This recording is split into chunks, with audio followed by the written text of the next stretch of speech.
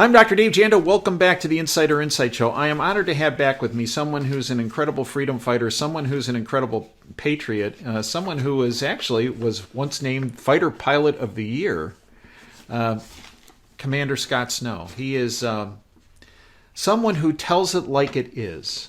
And one would think that Scott there would be hundreds of thousands of Scotts or thousands of Scotts. There really aren't. There really aren't. When many people retire from a distinguished career in the military,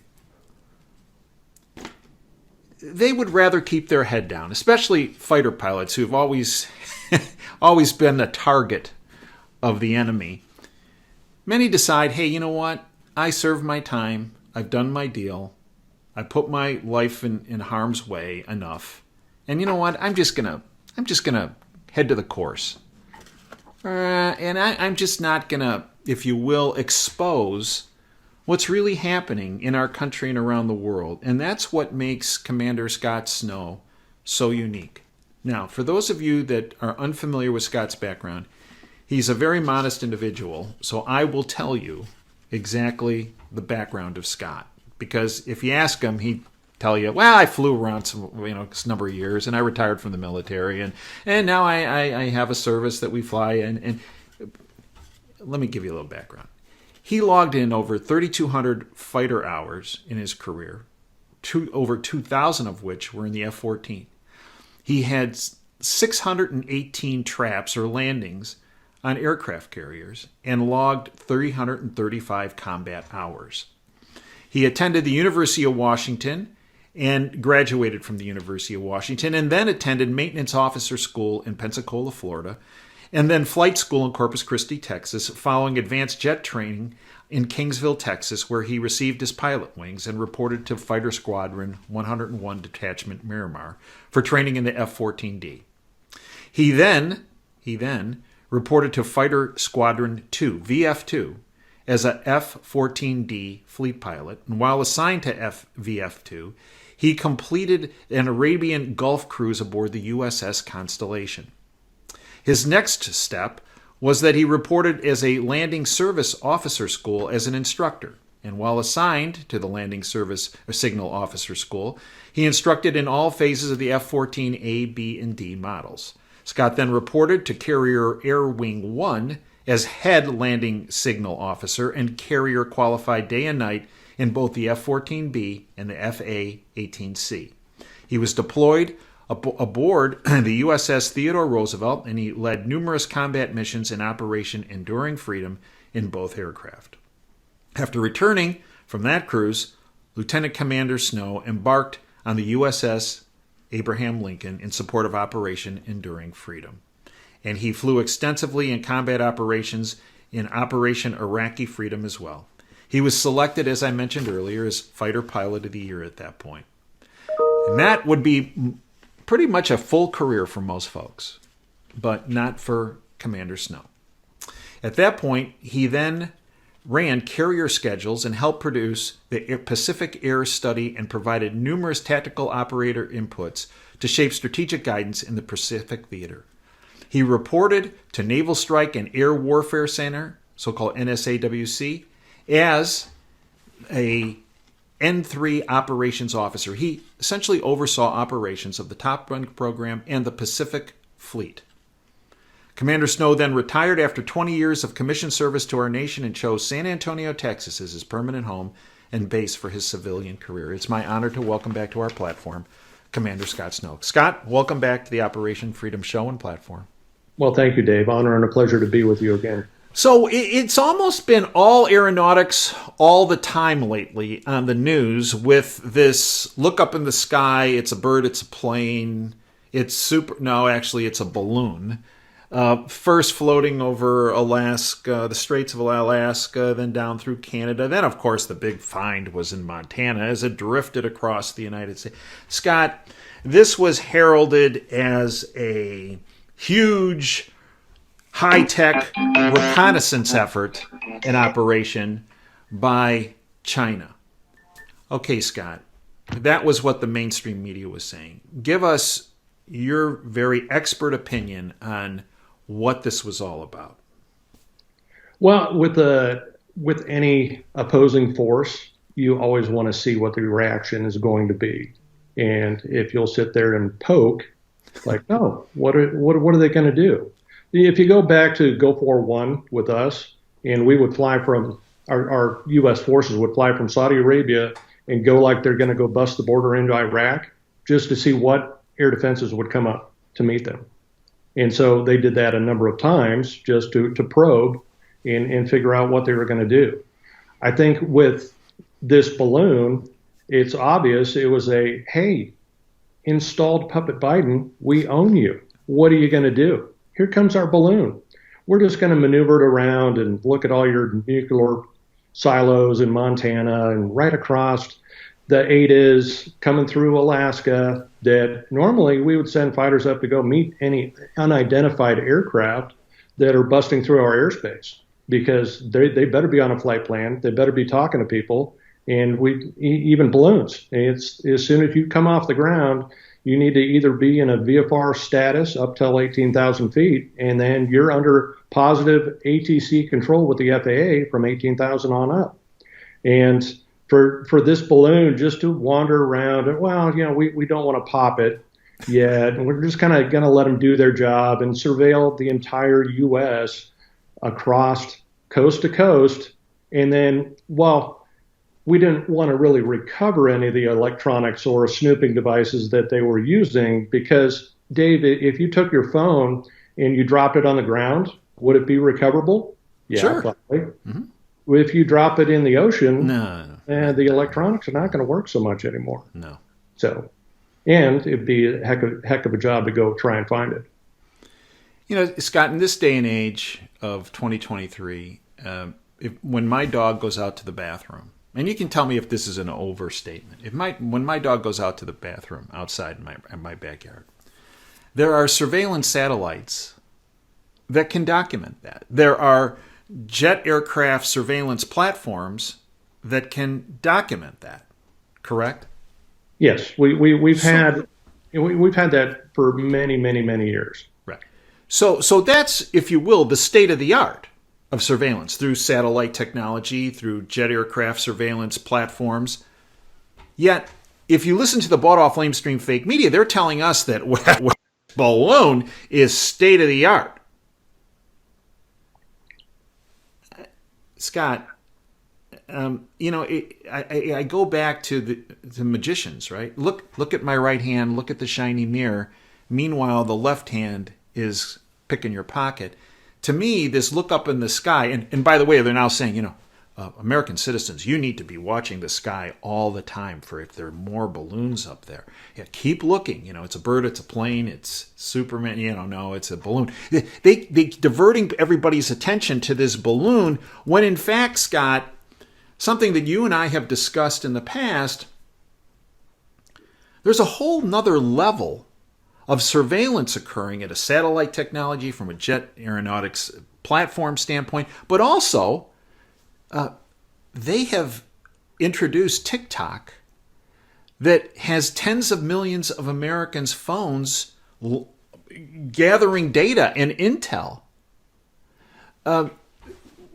They have people they have put inside our own government and possibly even within our own military based on the chairman of the Joint Chiefs of Staff and what he has not done and done over the years. Milley, they have people that they've put in our own system that are far more effective at intelligence gathering than a balloon. Am I off? No, I think you're spot on. And realize that we've had the technology for a very long time. And going back to the F-14, we had what was called the TARPS pod. And so remember vividly training with that, and I'm 13 miles away shooting at a 30-degree angle with this camera to take a picture of the Queen Mary off the coast of LA. And you bring it back and develop the film on that, and you can see it down to a gnat's ass. So we've had this for a very long time. And you think about, we have the NSA. What does the NSA do? Well, it sweeps up every bit of beep and squeak data that happens. Any electronic communication anywhere gets sucked up. Well, who else do you think does that? Mm-hmm. Everybody. Mm-hmm. So it's all, everybody's listening to everybody. That's all there is to it. And Scott, what some reports now are filtering out, leaking out that, well, there have been other episodes like this. We just didn't report them. Do you buy into that? No. Yeah. That's just, it's a, oh, well, we didn't fail. See, these failures have been going on for a long time. You guys just didn't know about it. I think you're spot on with the, hey, look in the sky, America, this is it. And if you go back to when we were kids, what's the first thing you would do in a snowball fight? Well, you'd launch one way up in the air. Right, and then come in low and fast. Yeah, come in low and fast. Yeah. Absolutely. Yeah. Same principle. Same principle, 100%. So, Scott, so you believe we picked this up coming even before it got to Alaska? We knew at the moment it launched off the ground. Yeah. And they started filling it up, Dave. So, and the reason, so we knew it. We knew it. Now it's reported that, well, maybe this was not reported to Biden for a number of days. Do you believe that's the case, or is that just cover? That's just cover. Cover. And, well, now, the reason why we just let it float, by the way, they say they're not able to control these balloons. Is that true? No. Yeah. They can control it. They can move it around. So they said we allowed it to mysteriously take its course just over installations. And we allowed that to happen because, well, we were worried about the people on the ground. Now, wait a minute. Scott, there is last time I was in Montana, which was not that long ago, there is a whole lot of land, just over Montana, let alone Alaska, let alone even before you get to where it's uninhabited. Oh, yeah. But we elected not to do that. No. And as you said, if we would have brought it down on the ground, everything would have been right there. But let's bring it down over the water where we can get the little balloon floating on the water, but we can't get the whatever was in it, or we can, but it's destroyed of what's right in the ocean bottom. So the reason why we didn't bring it down over an uninhabited portion of before Alaska, Montana, is because we wanted the old look up in the sky routine for a week. To clog the news cycle? Yeah. Everybody's talking about? Yeah, so we don't talk about Hunter Biden's laptop that actually implicates the Chinese with tens of millions of dollars of money laundering and bribing, which actually, if you will, might even get to the word treason as it relates to the Biden family. We don't talk about the jab. We don't talk about complications from the jab. We don't talk about the mess in Ukraine, about the southern border, about the failing man-made global warming agenda and information that's coming out about. So it's not just a message, we own you, JoJo, but it's also a diversion. Absolutely. Well, and also, too, is when taking the balloon down, when they finally did, why are you sending an AIM-9X missile at it when you could easily just poke a hole with a 20 Mike bullet? Okay. And then the balloon comes down like this. Hey, Scott, so this morning, my clock radio comes on, and they're talking about this. Now, you ready? And oh, my God, I said, oh, my God, if Scott was here, this would be perfect. And it's so perfect, I'm talking to him later today. Here's what they said.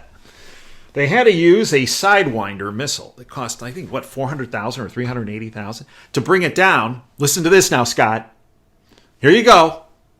Fighter Pilot of the Year. Here we go. You ready for this one? You're going to fall off your chair when you hear this. The reason why they had to use a Sidewinder missile is because if they would have fired bullets, ammunition, that I'm not kidding you.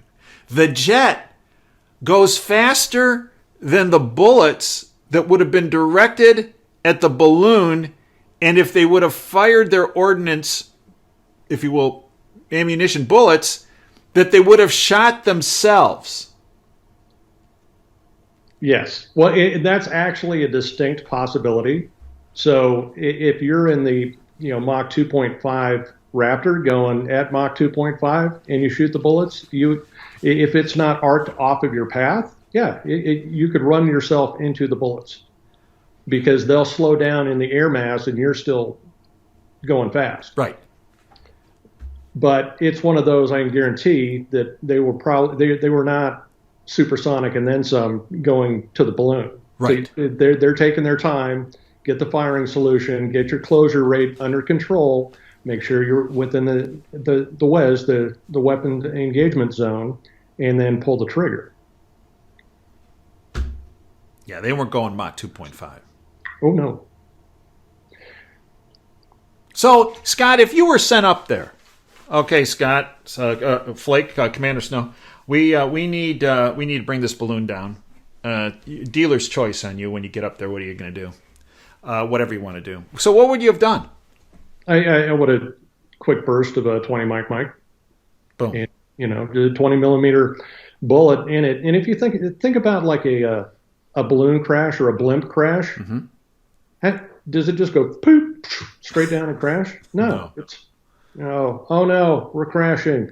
Oh, well, finish up lunch first. We'll be on the ground in about another 20 minutes. Right.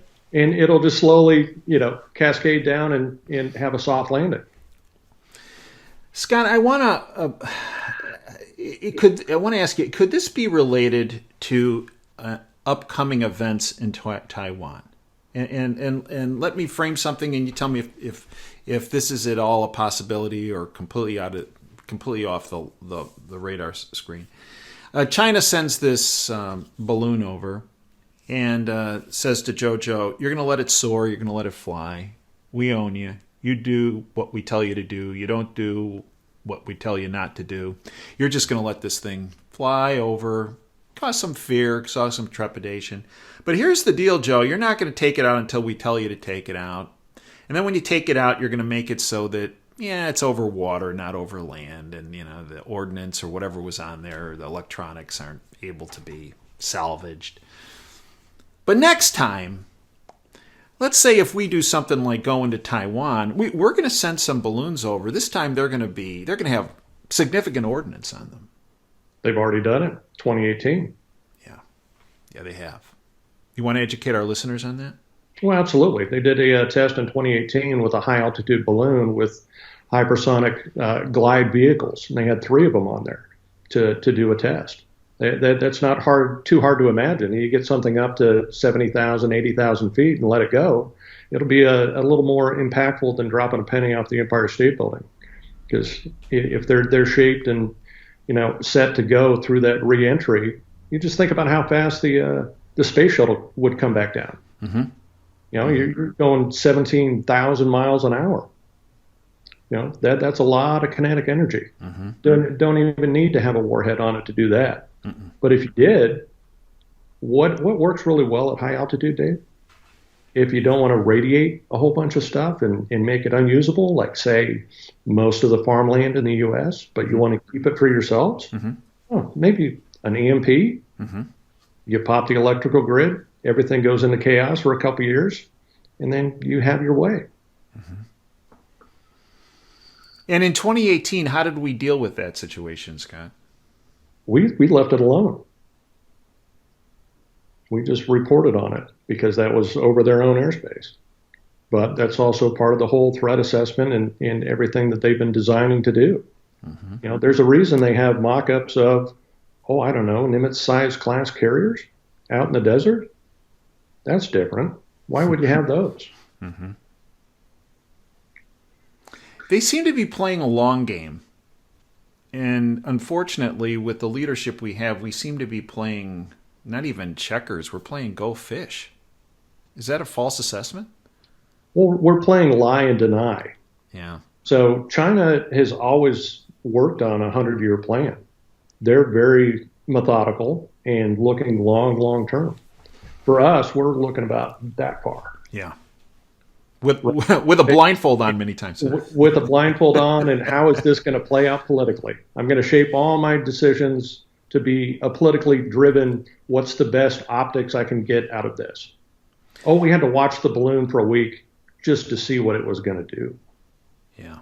That's why.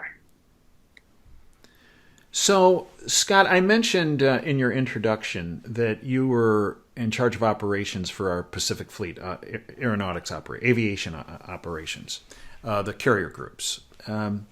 You have expertise on the Pacific region. And in that Pacific region, obviously, is Taiwan. Do you believe that China plans on some kinetic action, if you will, as it relates to Taiwan in the near future? Because we had, I believe, the Navy Secretary last October 2022 said, I really think that China's going into Taiwan either late 2022 or 2023 sometime. What's your assessment? Well, I think they're in a waiting game right now. Mm-hmm. And what they're waiting for us to do is to ship all of our munitions, all of our parts and pieces that we can't rebuild in time over to Ukraine and let the Russians destroy them as they go over there. And then as all those weapons disappear, and what I find funny is, we need to send them F-16s now. It's like, okay, sure. I'm going to train you in 2 weeks how to fly the F-16. And you have absolutely no experience, no weapons knowledge. It would be hard enough to get you to be able to take off and land safely one time in that 2 week span. It would take me 6 weeks to train my guys and get them fully qualled up that already have 1,500 hours plus flying F-18s around. They already know fighter tactics and everything else to get them spun up in the F-16. And that still took 6 weeks for very experienced people to learn how to do that. Now, when you look at shifting gears back to Taiwan and China, do I think they're going to go kinetically? Yeah, in time, but they're going to wait for us to get as weak as humanly possible, or weak as militarily possible, by using all of our seed corn and throwing it over Ukraine. So then as soon as we're busy in our proxy / semi-hot war with Russia, they're going to step right in. Mm-hmm. And we're not going to have I wouldn't say the political willpower, because we won't, not with this administration, mm-hmm. but militarily, the Taiwan issue is a big, big, big, big problem. Well, and Scott, you mentioned about this depletion of our resources militarily in Ukraine. About 10 days ago, the Secretary of the Navy came out and said, we're reaching a point where we're soon going to have to make a decision about what we're doing with our ordnance and armaments, because we're running low. And we're going to have to make a decision. Are we going to keep sending it to Ukraine, or are we going to hold back for our own use because we're already running low? Scott, we're on the precipice already there. Oh, yeah. Well, when they're talking, it's, we can make 90,000 artillery shells, per month in 2024, 2025 after we build the factory. Right. To do that. Yeah. It's one where we're twittering away our stockpiles of weapons, and there's no backfill. There's no replacement.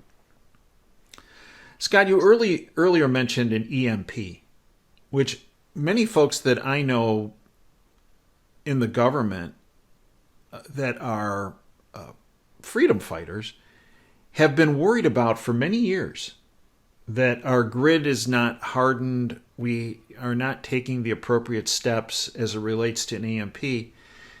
When I look at it with my MD glasses on,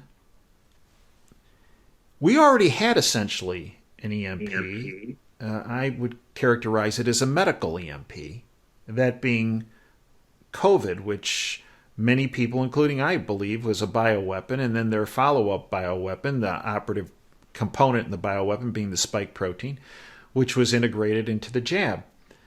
I believe we've already had a medical EMP inflicted on our country and, frankly, the world. Of note, China has not implemented the mRNA-based platform jab.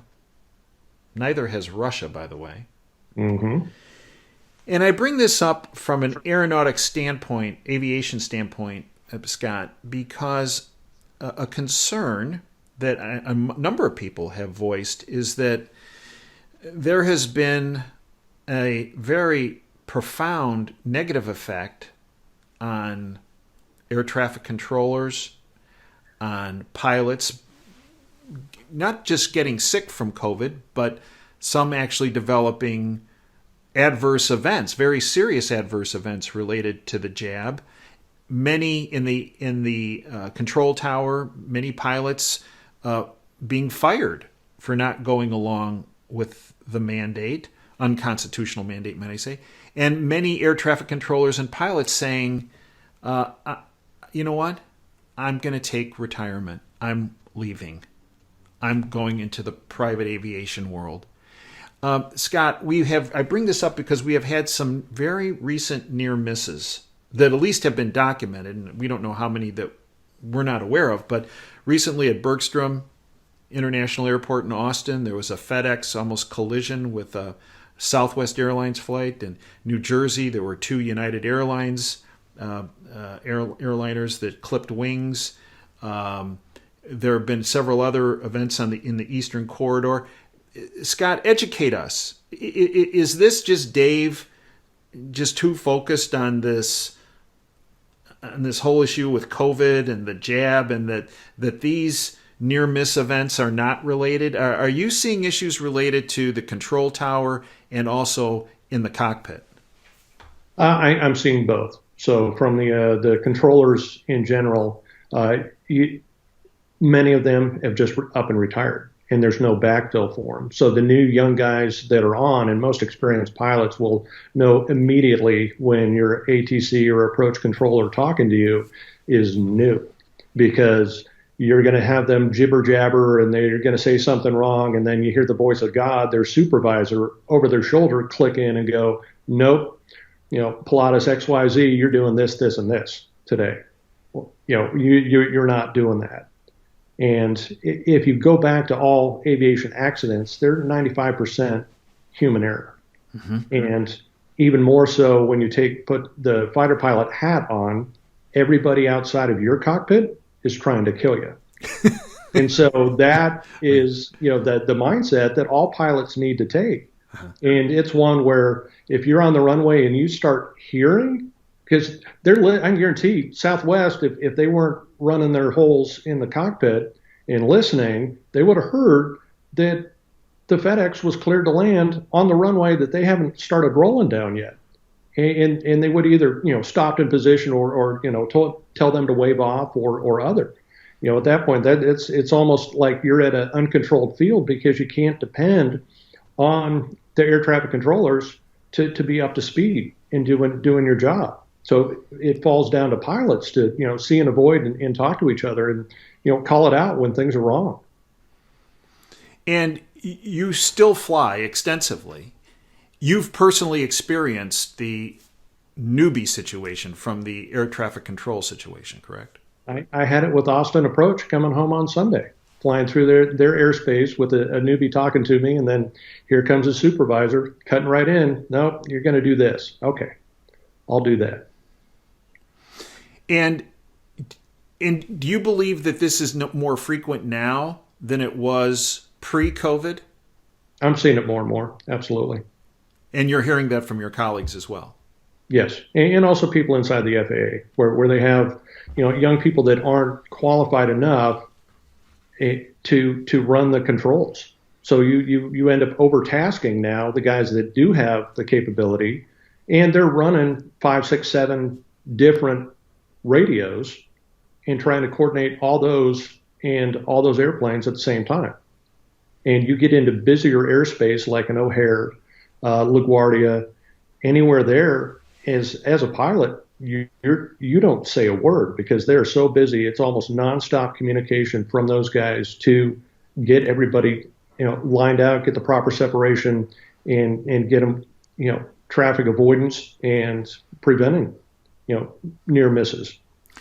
So, Scott, is there, if you will, when the newbie air traffic controllers come in, are they first kind of, I don't want to say minor leagues, but baseball, minor league, major league being O'Hare, LaGuardia, LAX, if you will.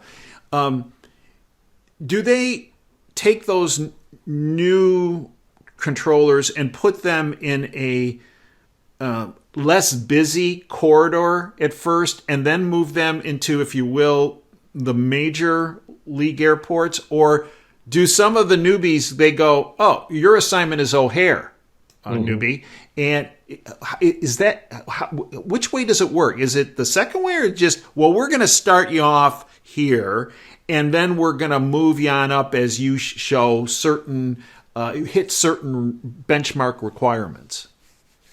My feeling on that is that they need to have like a middle market experience where there's enough traffic that they get trained, and not the middle of South Dakota where I had a 200 nautical mile long conversation with the same guy and nobody else was on frequency.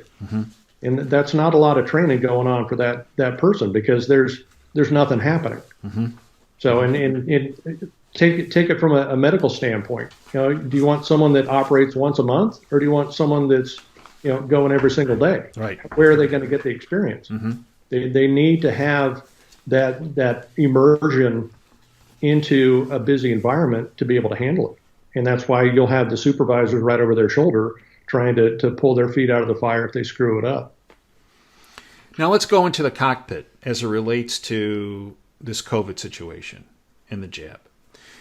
We had been told for years by the NIH, the FDA, the CDC, that the jab was safe and effective.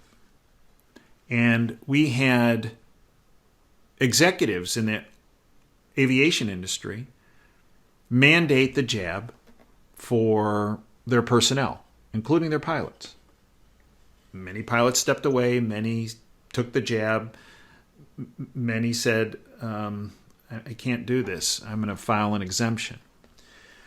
Well, this week, the Center for Disease Control and Prevention, an official, Tom Shimbabukuro, director of the CDC's Immunization Safety Office, said the following, quote, with respect to reports of people experiencing debilitating illnesses, we are aware of these reports of people experiencing long-lasting health problems following COVID vaccination, end quote. Quite a different presentation than it's safe and effective, don't worry about it. So let's talk about what's happening in the cockpit. Steve Kirsch, one of the top data analysts, recently presented information, and he obtained this through an Army aeronautics whistleblower. And here's what he stated. The situation is very serious as it relates to aviation. I heard from an Army whistleblower recently that 11% of Army pilots are severely injured by the COVID jab, and that over 20% might have clinical or subclinical injuries. Lieutenant Colonel Teresa Long, who has been quite an incredible whistleblower, who has been targeted and actually, not demoted, but if you will, cordoned off by the military for her honesty and her whistleblowing. She presented not only data in the past, but some recent data. And here's what she reported. Recent data shows stunning increase in serious harm reports in young, healthy pilots. What they did is she and a group of people looked at the DMED data, the Defense Medical Epidemiology Database, which is reported by physicians. It's supposedly the most straightforward, honest data analysis system in our country. And here's what she came up with just the other day. After querying all pilots across the Department of Defense for all-cause morbidity, injury, and mortality, death, I found a stunning increase in the number of reportable events, spiking from an average of 226 reportable events every year from 2016 to 2019, 226 every year, to now 4,059 reports in 2022. A DoD reportable event is any patient safety event resulting in death, permanent harm, or severe temporary harm, and all require a comprehensive systematic analysis and a follow-up on corrective action implementation plan report. The point is there is a statistically significant increase in death, permanent harm, or severe temporary harm in young, healthy, fit pilots, end quote. Her conclusion. Your take on all of that, Scott? Well, much like the safe and effective balloon, this is neither safe nor effective. There's a reason when they did mandate pilots to get jabbed, they were off the schedule for 3 to 6 days before they went back in to go fly again to see if they were going to have any adverse effects. Many do have adverse effects. My personal take is that this jab is a ticking time bomb. And what's happening with it's turning your body into a spike protein factory. And that's going to go straight at all your organs. So be it your heart, your liver, kidneys, you name it, they're going to put them on the fast track to destruction, really. And if you think about it, you have a young, healthy person and they're in a strenuous job, say maybe a soccer player, but now their heart has aged to that of a 96-year-old octogenarian, and poof, down they go. Mm-hmm. You can say the same thing that is, to me, a ticking time bomb inside, those pilots that may have been forced to take the jab. And the reportable events that you talk about, if you put the fighter pilot hat back on, the one thing we want to do is go fly. Mm-hmm. If you can avoid it, you never want to go see the doctor. Right. Because the doctor's going to go, well, I'm going to give you a med down shit. Med down means not flying. What does med down mean? It means paperwork. And you're sitting squadron duty officer until you finally get better. You would much rather be up in the sky flying than to be med down. So most people and most fighter pilots will avoid docks as much as possible, unless it's something severe. And to go from 226 to over 4,000, that's pretty severe. I was on the front line of healthcare delivery for 32 years, and fighter pilots have an innate ability for situational awareness, right, when they're in the cockpit. But also, they have incredible health situational awareness. And when I would take care of pilots, they were incredibly tuned in to their body. And you're right. They were coming to see me because they didn't want to go to the dock they were assigned to by their corporation or through the military, because they were afraid that even though their shoulder injury was giving them troubles, but not debilitating them to the point where they could not fly, they were afraid of even going to see their assigned flight surgeon, because they were afraid, because they were having some shoulder pain, they'd be grounded. Yeah. They also were very concerned about any medication you would prescribe. Right? I mean, to the point where Tylenol, okay, that's as far as I'm going to go. I'm not going to go Motrin. We're not going into any. In fact, Doc, let's stick with the natural stuff. What can be given to me naturally that I could take that is not going to show up, be beneficial, but also make me clear mentally and the like? I mean, that's the mentality of the pilots. And you're right. The last thing they want to do is be grounded.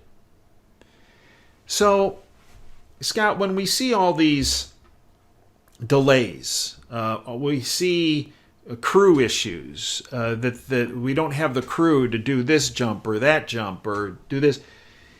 Is some of this the ramifications of the jab?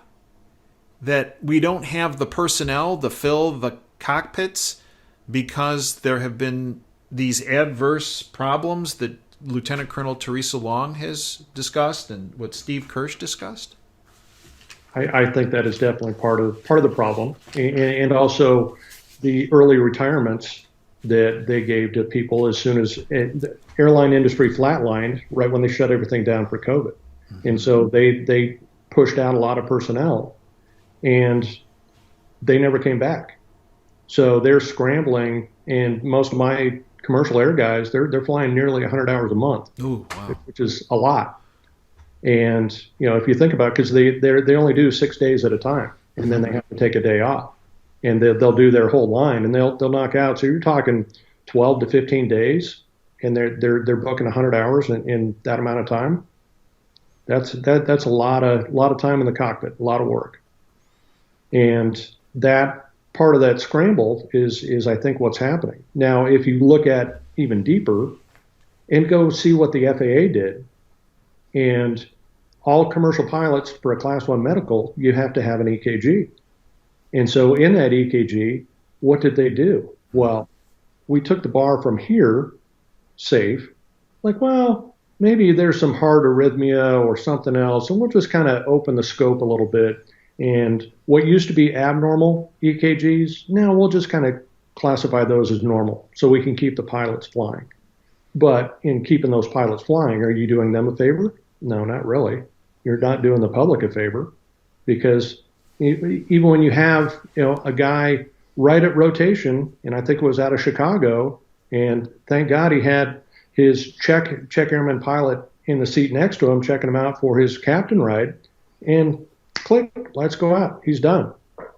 And you had if that was 2 flights later after he passed his captain's ride, now you have a brand new FO sitting in the right seat. I don't think you'd have the same thing happen. Mm-hmm. Mm-hmm. And Scott, many people say, well, this is just a temporary situation for the cockpit issues and for the air traffic control issues. We can train more people and we can get them integrated very quickly. In fact, that's not the case, is it, Scott? No. Why do you think the airlines are lobbying to have single pilot operations now? Oh, everything's so automated, we can just do single pilot ops. I have plenty of clients that demand to have 2 pilots in the cockpit. But if they're going that far, that there's a big issue on the horizon, if not here already. Scott, when you look at the aviation industry, what concerns you the most? I think the complacency and the inability for the airlines to put safety first. They're starting to put profitability first.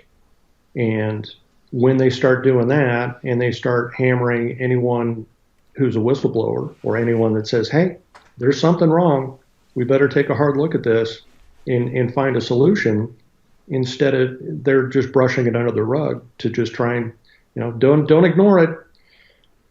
No, they're ignoring it. And I think the problem's going to exacerbate more and more as time goes on. And you've pointed this out before, Scott, but it bears repeating because it's so important. It's not just a problem in the cockpit. It's not just a problem in the control tower.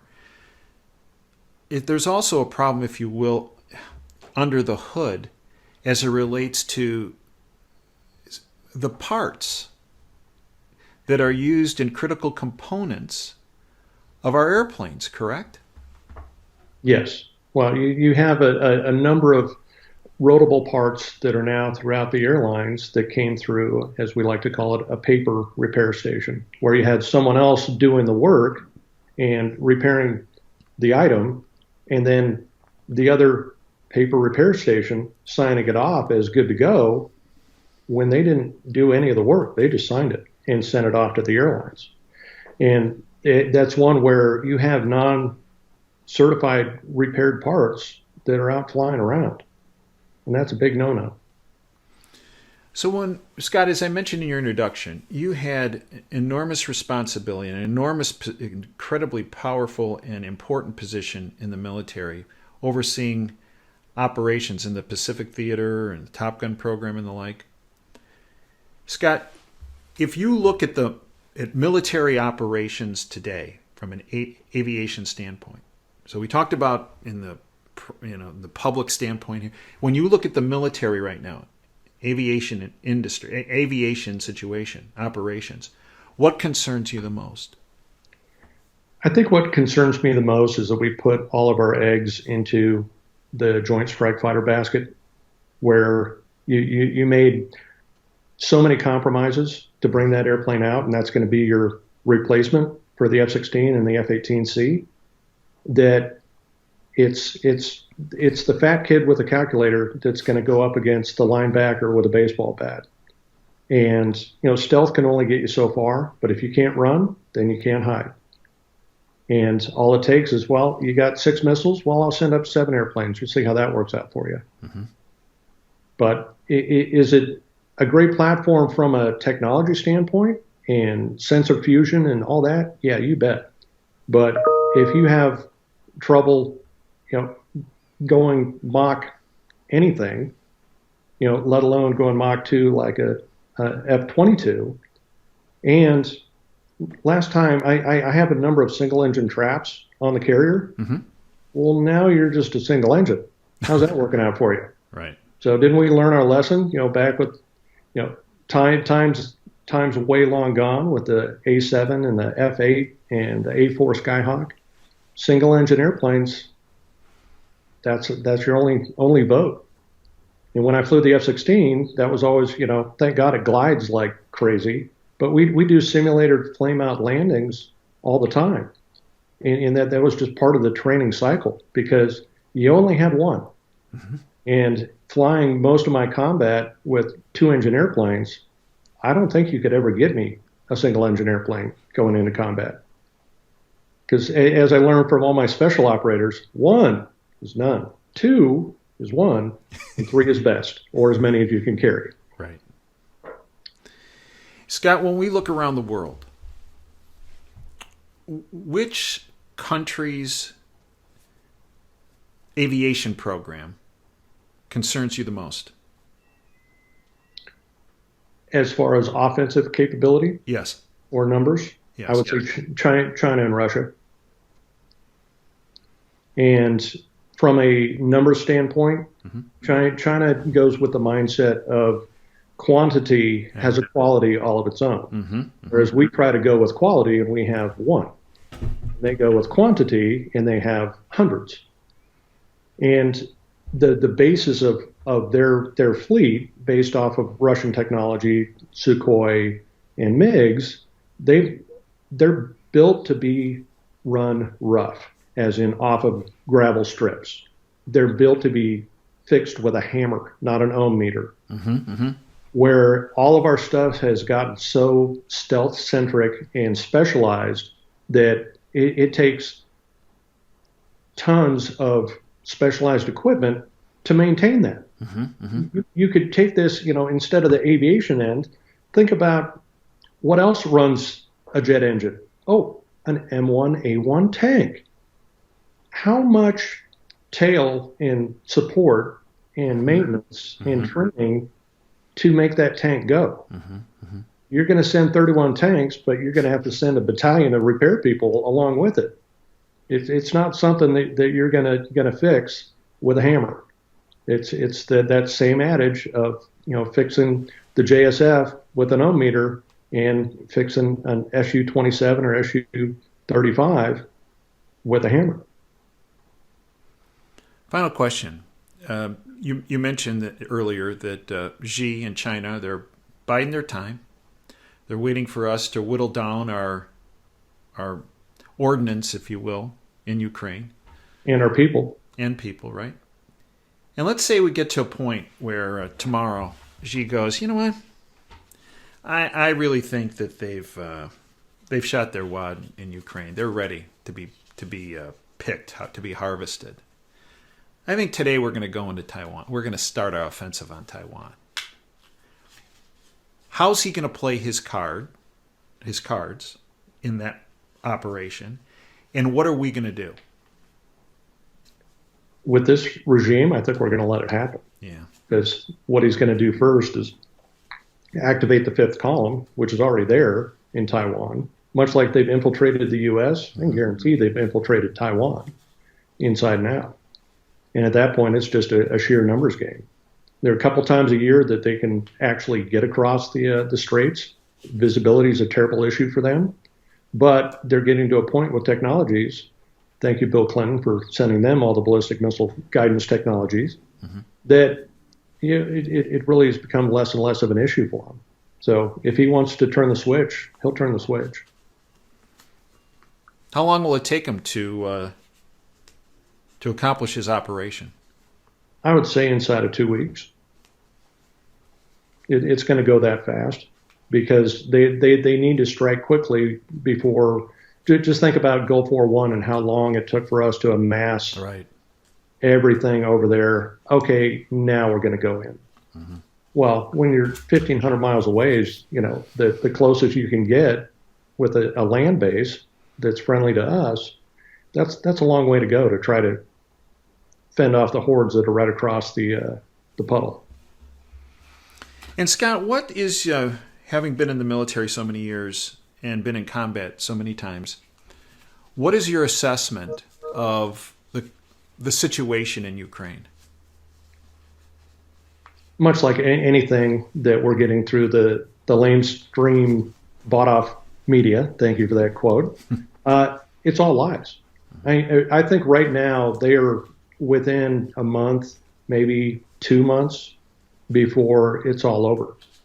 That Russia is good at one thing, and that is grinding through a ground war. Mm-hmm. That is their forte. And you can send all the munitions you want over there that they'll just destroy before they get handed out to anybody. And my heart goes out to the Ukrainian people because it's always the civilians that take the brunt of it. Mm-hmm. Mm-hmm. You and I wouldn't want to be living right there and being shelled at. No. And it's one where, they're just in a meat grinder right now. And that's one where it's going to go. It's like for every, one Ukrainian artillery shell that goes, there's 20 more that come back the other way. Mm-hmm. And that's how the Russians play the game. They don't fool around. They're not worried about somebody's pronouns. They're worried about sending ordnance down range. And we're already seeing some significant offensive movement, if you will, by Russia. That's not that we hear from other sources that's occurring. Mm-hmm. And now we have. I had heard that Zelensky is going to be heading later this week, from when we're recording this, to Brussels. The question I have is he going to come back from Brussels? Doubtful. Right? Yeah. Well, look, most of his cabinet already got, in his government got removed for corruption. Oh, right. Yeah. And it's like they're doing paper receipts. Like, send me another $1 billion. Much like Biden is owned by China, he's owned by Ukraine as well. Oh, absolutely. And let's face it, there's a lot of receipts over in China, or not only China, but in Ukraine, that need to be destroyed, right? Because if they fall into the hands of Putin and his generals, it could be very devastating, not just for the Bidens, but many political folks around the world. You mean the 46 biolabs that are over there? Yeah, for example, right? Of which Hunter had some financial ties with through Metabiota, right? Yeah, just a little bit. But don't worry, it was all Russian disinformation. The laptop that is not. Oh wait, that is my laptop. Oh, uh-oh. Yeah, it's all going to start coming out, Dave. Yeah, they think they can hide it, but the toothpaste is out of the tube right now. It is, very much so. So, Scott, last question. I know I threatened you with that before, but last question. If let's take you back just a couple years when you were at the University of Washington and you had decided you were going to go to flight school. Let's take you back to that point. But today, you're graduating from the University of Washington in 2023. Would you still go to that flight school?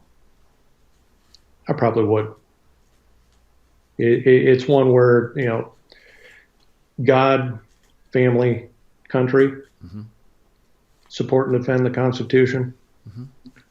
And now that with the last military funding bill, they took away the jab mandate mm-hmm. with the military. Good on them for doing that. Mm-hmm. But it is one where we need a lot of fixing. And right now, you need operators, not administrators. That's it. People got to step in and people got to step up. It's not sit back, eat the popcorn, and watch it happen. you need to get involved. And there's so many more of us than there are of them. And that's what they don't want us to realize. Correct. Well, it's just I keep going back to the bug's life, with the ants and the grasshoppers, and it's like there's only 15 grasshoppers. They figure this out. We're done for. Right. Like exactly. Right. And it does come down to something you've always said. It comes down to operators versus administrators. And the operators, I believe, will always win. Absolutely. Scott, educate our listeners on how they can your current endeavors and how they can continue to follow you. Well, we're building up a private airfield outside of San Antonio, Texas. We just opened a 43,000 square foot hangar, and that's my business, MCS Sky. So we service all of Texas, and we have enough legs to go to either coast. And it's been a wonderful way to keep my feet in the aviation world and aviation management for private clients. And the rest is MCS Universal, our service disabled veteran-owned small business. And so we're still pushing that, but right now the government can't quite find its ass with both hands. So we're kind of on idle with that one until we get things fixed in DC. Scott, are you finding actually more clients coming to you because they go, I'm really concerned about, I'm not going to name particular airlines, but I'm really concerned about the commercial airline industry, and I know it's a bit more expensive. On the other hand, if I die or my employees die, that's really expensive. I'm coming to you, Commander Scott Snow, in your company because I'm really questioning what's happening in the commercial airline industry. Are you getting more of that? Quite a bit.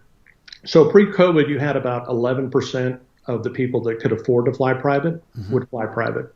And now we're pushing past 49% of those same people. Really? Flying private. It's that big.